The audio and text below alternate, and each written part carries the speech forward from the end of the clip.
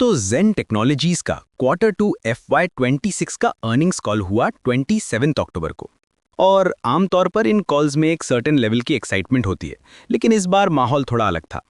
Chairman और MD Ashok Atluri ने call की शुरुआत ही एक ऐसी बात से की जिससे सब इन्वेस्टर्स के कान खड़े हो गए।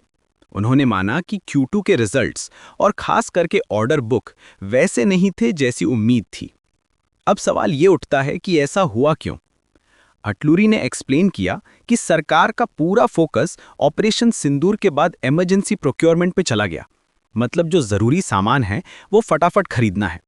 इसके चलते ट्रेनिंग इक्विपमेंट और सिमुलेटर्स जैसे रेगुलर प्रोक्योरमेंट जो जेन का कोर बिजनेस है उनमें डिले हो गया।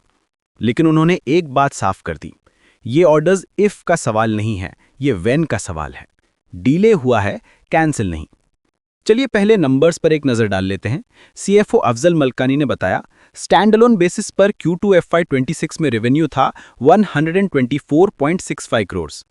पिछले साल इसी क्वार्टर में ये 241.69 करोड़ था। सीधा सीधा एक बड़ा ड्रॉप। प्रॉफिट आफ्टर टैक्स भी 65.24 करोड़ से घटकर 46.16 करोड़ रह गया।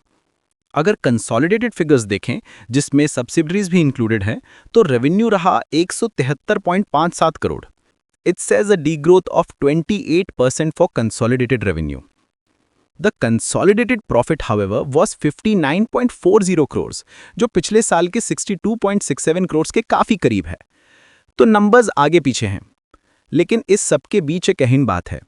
कंपनी के पास 30 सितंबर 2025 तक 1103 करोड़ का नेट कैश है और कंपनी पूरी तरह डेट फ्री है। ये एक बहुत बड़ा पॉजिटिव है। अब आते हैं सबसे इंटरेस्टिंग हिस्से पर, सवाल जवाब पर। पहला सवाल मनीष गुप्ता ने पूछा और ये बहुत रेलेवेंट था। उन्होंने ईरानियन शाहिद 136 ड्रोन्स का जिक्र किया जो सिर्फ 35 से 40 हजार डॉलर्स के आते हैं और वॉरफेयर में गेम चेंजर माने जा रहे हैं। सवाल था कि क्या ये सस्ते और इफेक्टिव ड्रोन्स जेन जैसी कंपनीज के लिए खतरा हैं? यहां अटलूरी का जवाब जेन की स्ट्रैटेजी को साफ करता है। उन्होंने कहा कि पॉइंट ये है कि हम इस वक्त ड्रोन्स बना ही नहीं रहे हैं, हमारा पूरा फोकस एंटी ड्रोन सिस्टम्स पर है। और उनके मुताबिक जेन के एंटी ड्रोन सिस्टम्स कॉस्ट के मामले में इतने कॉम्पिटिटिव हैं कि चाइना भी उनका मुकाबला नहीं कर पा रहा है। फिर उन्होंने सॉफ्ट किल और हार्ड किल का कॉन्सेप्ट समझाया। जो ये सस्ते शाहिद ड्रोन्स हैं, उनको न्यूट्रलाइज करने का खर्चा बहुत ज़्यादा हो सकता है अगर आप मिसाइल से मारें। लेकिन जेन का सॉफ्ट किल सिस्टम, जो ड्रोन और उसके ग्राउंड कंट्रोल के बीच का सिग्नल जैम कर देता है, उसका खर्चा ऑलमोस्ट नेग्लिजिबल है। और जब हार्ड किल की ज़रूरत पड़ती है, तो जेन अपने सिस्टम को L70 जैसी गन्स के साथ इंटीग्रेट करता है, जो कि मिसाइल सोल्यूशन से काफ़ी सस्ते हैं। मनीष का अगला सवाल लंबाई सोचने वाला था। उन्होंने पूछा कि क्या इंडियन डिफेंस इंडस्ट्री या जेन के लॉन्ग टर्म प्रोस्पेक्ट्स को लेकर कुछ फंडामेंटली बदला है? इस पर अटलूरी ने बहुत गहरा जवाब दिया। उन्होंने 2000 के .com बस्ट का एग्जाम्पल दिया। उस बस्ट के बाद ही गूगल जैसी सीरियस डीप टेक कंपनीज उभर कर आईं। उनका कहना है कि इंडियन डिफेंस सेक्टर में भी अब वही हो रहा है। सरकार अब उन कंपनीज को वैल्यू दे रही है जिनके पास अपनी इंडिजिनस R&D है, अपना IP है। सरकार को अब मेक इन इंडिया का लेबल लगाकर किसी फॉरेन टेक्नोलॉजी के लिए मैन्युफैक्चरिंग कूली बनने वाली कंपनीज नहीं चाहिए। उन्हें इंडियन IP चाहिए। क्यों? क्योंकि उन्हें चिंता है कि फॉरेन सॉफ्टवेयर में कोई मैलवेयर ना हो जो जरूरत के वक्त इंडिया के खिलाफ हो जाए। इसलिए जेन जैसी कंपनीज जो IP ओनरशिप और इन हाउस R&D पर विश्वास रखती हैं, उनके लिए फ्यूचर बहुत पॉजिटिव है। इसके बाद फोकस शिफ्ट हुआ एक बहुत बड़े नंबर पर, 6000 करोड़। जेन ने अगले कुछ सालों में 6000 करोड़ का क्यूमुलेटिव रेवेन्यू गाइडेंस दिया है, लेकिन साल की शुरुआत तो धीमी रही। तो क्या ये टारगेट FY29 तक खिंच जाएगा? इस पर अटलूरी काफी कॉन्फिडेंट थे। उनका कहना है कि ऑर्डर पाइपलाइन बहुत स्ट्रांग है। ऑर्डर्स H2 से आना शुरू होंगे और 2027 में भी एक्सेलरेशन जारी रहेगा। उनके हिसाब से FY27 और FY28 जेन के लिए बेहतरीन साल होने वाले हैं और 6000 करोड़ का टारगेट इन्हीं 2 सालों में पूरा हो जाएगा। FY29 तक जाने की नौबत ही नहीं आएगी। अब सवाल उठा कि इस 6000 करोड़ में जेन की नई एक्विजिशंस का क्या होल है? अटलूरी ने साफ किया कि ये एक्विजिशंस अलग अलग वर्टिकल्स नहीं हैं, बल्कि जेन की कोर स्ट्रैटेजी को और मजबूत करती हैं। जैसे ARI को एक्वायर किया नेवल सिमुलेशन में स्ट्रांग होने के लिए, AI ट्यूरिंग को एक्वायर किया हार्ड किल सिस्टम के लिए रिमोट कंट्रोल वेपन स्टेशंस बनाने के लिए। भैरव रोबोटिक्स में इन्वेस्ट किया ऑटोमेटेड वेपन सिस्टम्स के लिए। ये सब मिलकर एक कंप्लीट सोल्यूशन बनाते हैं। पर एंटी ड्रोन स्पेस में कंपटीशन बढ़ रहा है, तो ज़ेन अलग कैसे है? अटलूरी ने 3 मुख्य बातें बताईं। पहला, उनका सॉफ्टवेयर, हार्डवेयर सब कुछ इंडिजिनस है। आईपी पूरी तरह इंडिया का है। आईडीडीएम कैटेगरी के तहत बहुत कम इंडियन कंपनीज क्वालिफाई कर पाती हैं।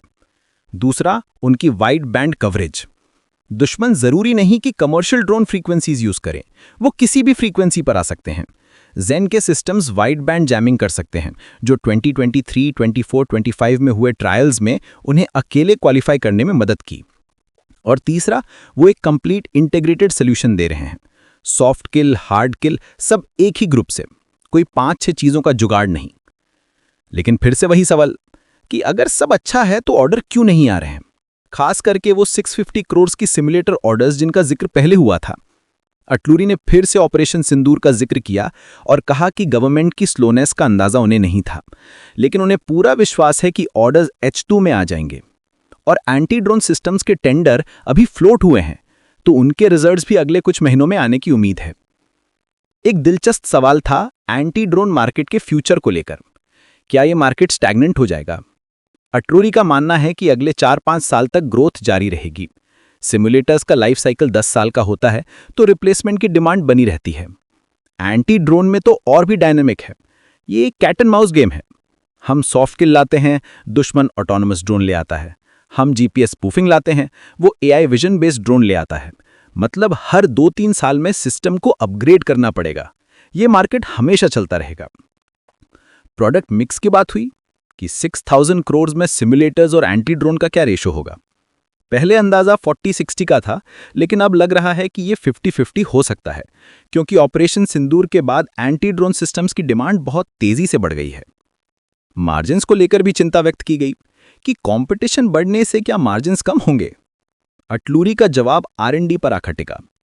उनका कहना है मार्जिन्स आते हैं डीप R&D से, क्योंकि उन्होंने R&D में इन्वेस्ट किया है। वो ऐसे फीचर्स दे पाते हैं जो दुनिया में बेस्ट हैं और ऐसी प्राइस पर जो कॉम्पिटिटिव हैं। उनकी R&D और प्रोडक्शन बहुत एफिशिएंट है, इसलिए उन्हें लगता है कि अगले कुछ सालों तक मार्जिन्स पर कोई खतरा नहीं है। एक आखिरी सवाल जो ज़ेन के फ्यूचर विजन को दिखाता है, वो था उनकी कैपेबिलिटीज पर। एंटी ड्रोन में कैपेबिलिटीज को कैसे नापा जाता है? अटलूरी ने बताया, कितनी दूर से डिटेक्ट कर सकते हो, कितनी दूर से डिसेबल कर सकते हो और किन-किन तरीकों से। जैमिंग, स्पूफिंग, हार्ड किल। फ्रीक्वेंसी रेंज भी बहुत अहम है। पहले 400 मेगाहर्ट्ज से लेकर 6 गीगाहर्ट्ज तक की बात होती थी, लेकिन अब पता चला है कि दुश्मन 100-200 मेगाहर्ट्ज रेंज के ड्रोन्स खरीद रहा है। ज़ेन अब 100 मेगाहर्ट्ज से लेकर 12 गीगाहर्ट्ज तक के सिस्टम्स पर काम कर रहा है। और फ्यूचर थ्रेट्स? उन्होंने एक सिनारियो बताया। क्या होगा अगर एक बड़ा मदरशिप 45,000 फीट की ऊंचाई पर आकर एक साथ ढेर सारे छोटे ड्रोन्स नीचे छोड़ दें? उन्हें कैसे हैंडल करेंगे? ज़ेन जैसी कंपनीज इन्हीं फ्यूचर चैलेंजेस को सॉल्व करने में लगी हैं, और यही वजह है कि इंडियन गवर्नमेंट को ज़ेन जैसी इंडिजिनस कंपनीज पर निर्भर रहना पड़ेगा, क्योंकि जंग के वक्त कोई फॉरेन कंपनी आपके सिस्टम को अपग्रेड करने से मना कर सकती है। तो इस कॉल का सार क्या है? हाँ, ये क्वार्टर कमजोर था, ऑर्डर में डीले हुआ है, शॉर्ट टर्म में थोड़ी अनसर्टेनिटी है, लेकिन जो long term picture Ashok Atluri ने पेंट की है वो काफी कंपेलिंग है। उनके हिसाब से इंडियन डिफेंस इंडस्ट्री का वर्जन 2 शुरू हो रहा है। इस नए दौर में वही कंपनीज आगे बढ़ेंगी जिनके पास अपनी R&D की ताकत है, अपना IP है और एक लॉन्ग टर्म स्ट्रैटेजी है। और उनका विश्वास है कि ज़ेन इस दौड़ में सबसे आगे रहने वालों में से एक है। अब देखना यह है कि अगले 2 क्वार्टर्स में यह विश्वास ऑर्डर्स में तब्दील होता है या नहीं।